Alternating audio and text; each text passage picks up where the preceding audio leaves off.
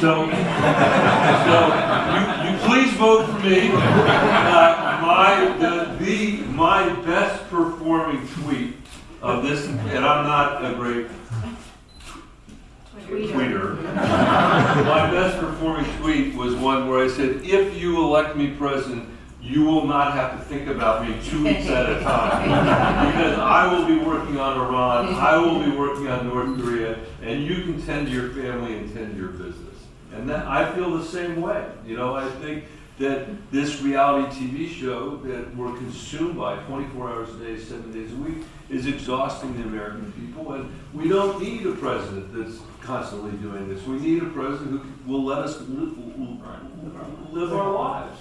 Yeah, so I'm with you.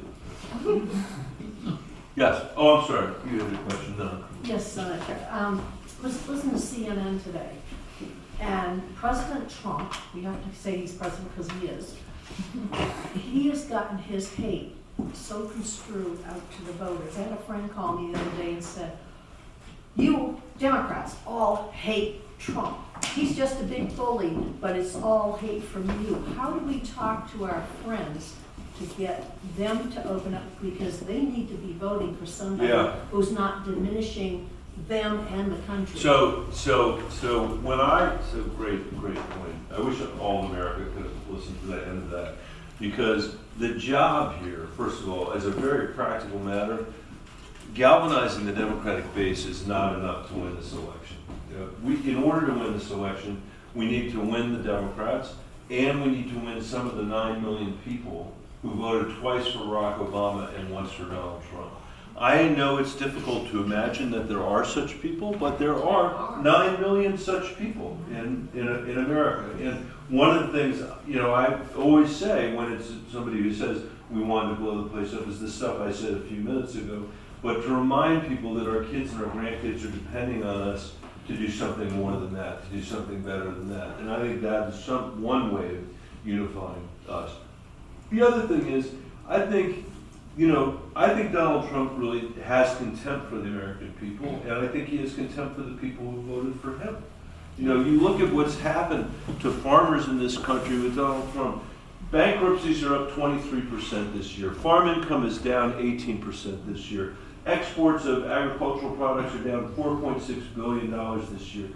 30% of all the farm income that was earned this year was government aid that Trump paid out to farmers to try to make up for what he had done to them in the trade war. You know, $28 billion, ironically, all of which was borrowed from the Chinese to cushion the flow of his trade war with China. And then he ended up losing more money. I mean, that's more than twice as much as we lost on the auto bailout. So that's one thing I think we got to remind people. The second is he keeps saying that this is the best economy that we've ever had. And in some ways, it's a good economy. For a lot of people that are struggling, like I described earlier, it's not. But even on the metrics that he uses, and put the stock market aside, if we were creating jobs at the rate that we were creating jobs during Barack Obama's second term, we'd have 1 million more jobs in this country today than we have today. I refer to that as the Trump jobs gap, and I think it's not well understood by the American people, but it's true. Our economy's been creating jobs at a slower rate for the first 3 years that he's been president than we were the last 4 years Barack Obama was president. But here's what I really believe. I think we need to remind ourselves what our standard is of our elected leadership, and we gotta remind the country that this is not a reality TV show. I mean, if anybody who worked in a real estate agency or a bank or a law firm or maybe not, I don't know, any doctor's office or the public school system here spent the weekend tweeting out the stuff Donald Trump spends the weekend tweeting out, on Monday morning, if there was an HR department, you'd be sitting down with the human resources people, and they would be saying to you, you better stop this or we're going to have to fire you. And if your answer to them was, don't worry about it, I'm a stable genius, or your answer was, don't worry about it, I have unmatched wisdom, you would lose your job. And what happens, though, on any given weekend that Donald Trump is doing that, China, you know, a couple weekends ago, China signed enough agreements with enough other countries that represent 40% of the GDP of the world's economy. We were not part of that. Iran doubled the number of centrifuges that they're spinning to enrich uranium to move toward a nuclear bomb. And this is the stuff that's happening while he's watching the cable all weekend and tweeting. And I think we got to remind people we understand that it all seemed like like we were blowing it up, or like it was a reality TV show, but the stakes are too high for us to do this again. And the final point, I guess, in this is when I'm at home with people that are Republicans who voted for him, I say to them, how did we get to a place where we had a guy who avoided going to Vietnam by saying he had bone spurs, attack John McCain, and say John McCain's not a hero because John McCain got captured? How did we get to a place? And that got repeated over and over again on Fox News. Like, you know, John McCain, who was a friend of mine when we worked in the Senate together, a Gang of Eight on immigration, you know, he was a hero. He got captured by the Vietnamese and he lived for 5 years in solitary confinement at the Hanoi Hilton in Vietnam. And they said to him, we know your dad is a famous American admiral, you can leave, you can go. And he said, I'm not leaving because the code says you don't leave until the other people leave.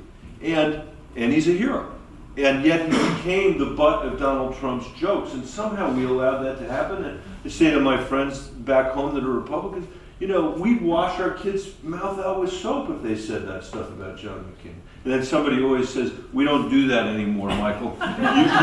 You would take their cell phone away from them. That's true. But the same thing if your parents or your grandparents said it at the Thanksgiving table, you'd say to the guests that were there, we're so sorry that they said that, you know, we won't let them come next time, or maybe you take their phone away. But that standard of conduct that we expect in a middle school classroom, we should expect from the President of the United States. And I don't think that's an indictment of the people that voted for him. I think it's an indictment of him. And some people thought, I think, maybe that he would change. Now we know better. And now we know, you know, he's the last thing we want in the White House if we're looking for a model of good behavior for the American people. And we've learned a lot. So I think it's important for us to have a message that is actually unifying to the American people, and an agenda that's unifying the American people, as Donald Trump is trying to get reelected, doing the same thing that he did to get elected in the first place, which is to divide the American people. I don't think we should go down that road ourselves. Of course, we never would.